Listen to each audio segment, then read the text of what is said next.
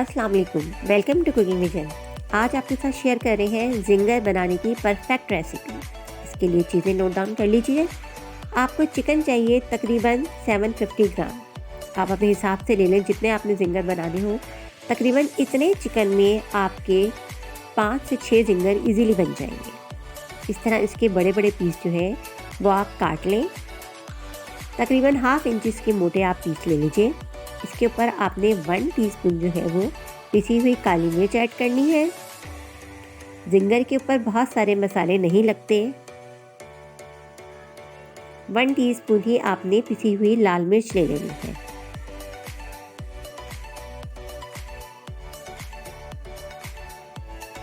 One teaspoon ही नमक salt ले लीजिए। जिंगर के ऊपर बहुत मुख्तसर से मसाले लगते हैं क्योंकि इसका टेस्ट सारा इसकी कोटिंग में होता है। आपने 1 टेबलस्पून भर के जो है वो गार्लिक पेस्ट ले लेना है, यानी लहसुन का पेस्ट ले लेना है और अच्छे से आपने इसे इसके ऊपर सब तरफ लगा के इसे मैरिनेट करने के लिए रखते रहें। अगर आप चाहें तो ओवरनाइट भी रख सकते हैं इसे अगले दिन अगर बनाना हो, लेकिन अगर आपने उसी दिन बनाना है तो 2 से 3 घंटे की मैरिनेशन काफ़ी होती है। अब इसकी कोटिंग की तरफ आ जाते हैं। इसके लिए मैंने लिया है तकरीबन 3 कप मैदे के। उसके अंदर मैंने 1 कप जो है वो भर के कॉर्नफ्लोर का डाला है। पिसी हुई लाल मिर्च मैंने इसमें डाली है थोड़ी सी, तकरीबन हाफ टी स्पून काली मिर्चें और ½ टीस्पून ही मैंने नमक डाला है। इसके अलावा मैंने इसमें 1/4 टीस्पून जो है वो बेकिंग पाउडर का डाला है। इसके बाद मैंने इसे मिक्स करके इक्वल 2 पार्ट्स में डिवाइड कर लिया है। इस तरह से आपने तमाम आमेज़ों को 2 इक्वल पार्ट्स में अलग अलग कर लेना है। एक आमेज़ों को अलग कर दीजिए और बाकी जो हाफ है उसे पानी से घोल लीजिए। देखिए इस तरह ½ कप पानी आप ले लीजिए और इससे अच्छी तरह मिक्स कर लें कि ये घुल जाए। इस तरह से आपने इसे अच्छे से मिक्स कर लेना है।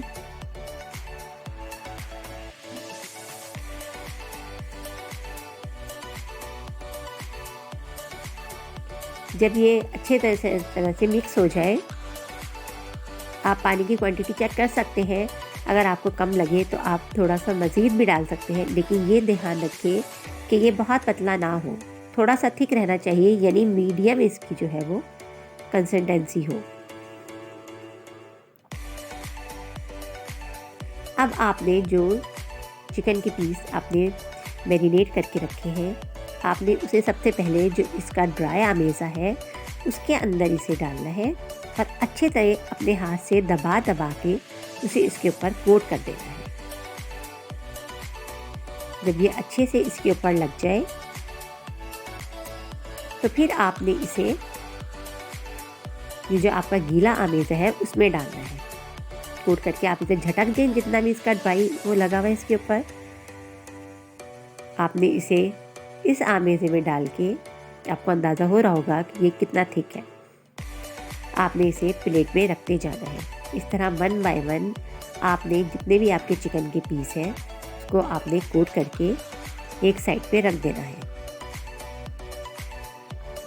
ये देखिए मैंने इसी तरह तमाम पीसीस को जो है वो पहले ड्राई आमेज़े में डाला है और उसके बाद जो मैंने आमेज़ा घोला था उसमें डाल के मैंने इसे रख दिया है। इसको आप तकरीबन 2 से 3 घंटे के लिए फ्रिज में रखिएगा ताकि अच्छे से ये मैरिनेट हो जाए।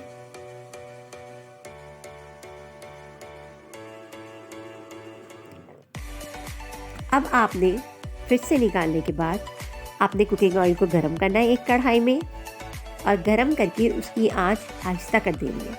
उसके बाद आपने जो ये इसको कोट करके रखा था उसको एक बार फिर आपने जो ड्राई आपका आमेज़ा है उसमें इसे अच्छे से लगा के आपने इसे बहुत अच्छी तरह झटक देना है। देखिए इस तरह मैं आपको ये टिप बता रही हूँ कि ऐसा करने से ये क्रिस्पी बनेगा। जो आप कहते हैं बाज़ार के जिंगर के ऊपर जो कोटिंग होती है वो किस तरह बनती है, तो वो इसी तरह बनती है कि वो इसे अच्छे से झटक देते हैं। ये देखिए आपको अभी भी अंदाज़ा हो रहा होगा कि इसके ऊपर कितनी अच्छी कोटिंग हुई है।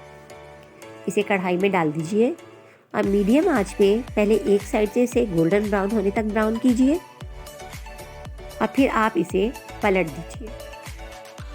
आपको अंदाज़ा हो रहा होगा कि ये कितना क्रिस्पी ज़िंगर जो है बन रहा है।